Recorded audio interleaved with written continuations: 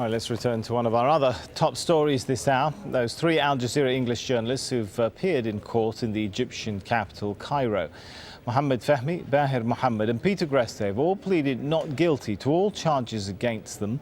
Their next court appearance has now been set for the 5th of March. They have been in prison for 54 days, accused of aiding and abetting a terrorist organization. Well, Kenneth Roth is an executive director at Human Rights Watch, joins us now from New York. Good to have you with us. Accusing well-known international journalists of being terrorists or supporting terrorists, I mean, that says something about the authorities, doesn't it? No, precisely. I think that this shows the insecurity of the Egyptian military. They've gone after Al Jazeera Arabic because that was one of the few TV Arabic voices that was giving something other than the party line, that was refusing to buy into this view that the Muslim Brotherhood are terrorists. In fact, they were reporting on the indiscriminate killing of protesters by the Egyptian security forces.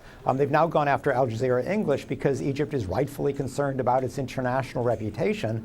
But I've got to say that this prosecution of journalists for doing their job is doing more to harm Egypt's reputation than anything that the Al Jazeera English journalists could have reported themselves.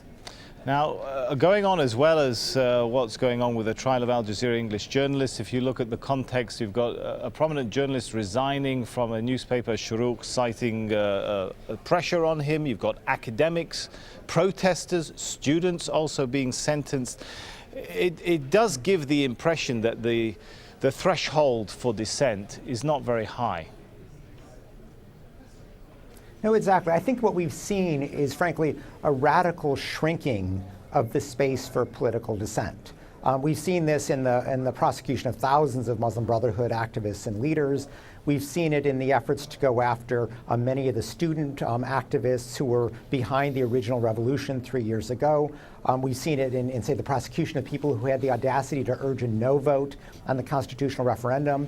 And now, of course, we're seeing it as many journalists are being pursued for doing nothing more than trying to objectively describe what is happening in Egypt. But the Egyptian military is afraid of that kind of objective reporting. They want you to buy into the propaganda line that they feel is necessary to maintain broad support for this increasingly radical government. So what does it say about the new constitution and the new era that this constitution was supposed to usher into the country? Well, as with any constitution, the key is the enforcement. The Constitution, in many respects, was an improvement over the one that was adopted under the Muslim Brotherhood. It does have various provisions protecting freedom of assembly, freedom of speech, and the like. But a constitution is a piece of paper. You need courts to enforce it. They have to have the independence to enforce it. You have to have a government that's willing to listen to the courts, that's willing to abide by the rule of law. We're seeing here a government that is trying to put itself above the law. So you can have wonderful pieces of paper, but if it acts as if those are, pieces of garbage, you're going to have a very repressive rule, and that's what we're seeing today in Egypt. Isn't that a huge step back for Egypt and for the hopes of the Arab Spring, a return to eras where governments had wonderful constitutions and nothing was actually implemented, or very little was actually implemented when it came to civil liberties?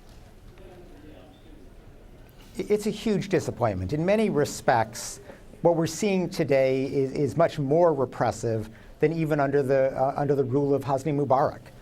So this is a big step backwards for Egypt. And of course, Egypt is in many ways the most important country of the Arab world. So while all of our hopes were risen really by the original revolution 3 years ago, they've been dashed now. There are positive signs. If you look at Tunisia, they're behaving very differently. Rather than having the military crush any dissent, there's been a compromise. The constitution has come out there, which is rights respecting. Everybody from the Islamists to more secular figures are embracing this constitution. And you see Tunisia moving forward on a peaceful path at the same time as Egypt is just going downward in a cycle of repression. So there are positive examples out there. Unfortunately, it's just not what's happening in Egypt today. And I'm wondering, what about the right to information, the right to know? How does that stack up in Egypt? Now, if a journalist can be accused of supporting terrorism for even interviewing or attempting to interview members of the opposition, where does that leave the public's right to information? Well, obviously, the right to information is the flip side of the right to the freedom of the press and freedom of expression. You don't have the right to freedom of information when the press is being prosecuted for doing its job. I think what this shows is, frankly, the insecurity of the Egyptian military. It likes to portray itself as tough and saving the nation and as if everybody is behind it, but it doesn't want anybody to hear any dissenting point of view. It's easy to be popular when all people hear is your propaganda.